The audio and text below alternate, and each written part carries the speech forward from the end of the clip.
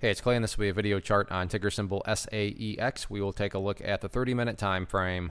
Real quick, what do I mean by 30-minute in case maybe you're new to charts? Instead of each one of these candlesticks here, as they're called, representing 1 day's worth of price action, which is what you would normally see, each one represents 30 minutes. So while this here may look like several days worth of time, it's actually today's price action broken down into 30-minute time slices. I like to do this time frame. I think it's a good job of telling the quote-unquote story of the price, and then makes mapping out where levels of support and resistance a bit easier to see. I don't mean to state the obvious, but I will anyways. Pretty crazy movement today, not only from a price action perspective, but you look down here at the volume, and by far the biggest volume this chart has had for quite a while. So a lot of eyeballs on this one, so let's map out some levels of support and resistance. And this was kind of just a buzzkill going into the weekend. I mean, the chart was doing a great job of going sideways and holding up above this $2.15 mark, which is being represented by that green line.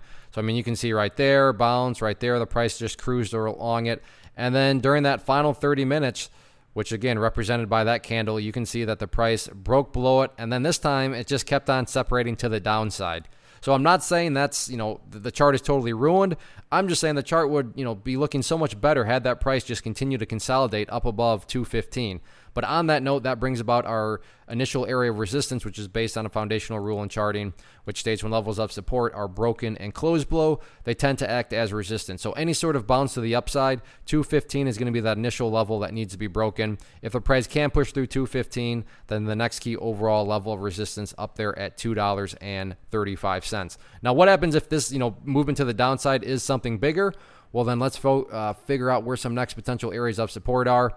And that next one would be the previous breakout point, which sits at about $1.85. So, if this is truly a genuine break to the downside, I'm not saying it's going to happen within just a couple of minutes, but it would not be shocking if Monday or Tuesday the price ultimately did drift down to, down below $1.90, right around that green line there. So we'll see what happens with it. The other level of support to keep an eye on going to be that purple line, the 50-period moving 50-period simple moving average.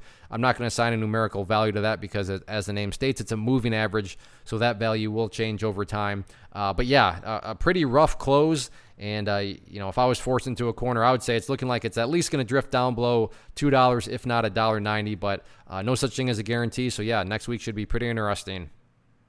One of the biggest questions that I get is, hey, Clay, how do you find the stocks that you trade? So what I've done is put together a free resource guide where I talk about the tools that I use to locate stocks that I find interesting and think may have potential. So if that sounds like something that could add value to you as a trader, then click on the image that is up on the screen right now, and I will email you the guide. The guide itself is very short and to the point, and best part, it's completely free. Thanks for watching the video. Let me know if you have any questions.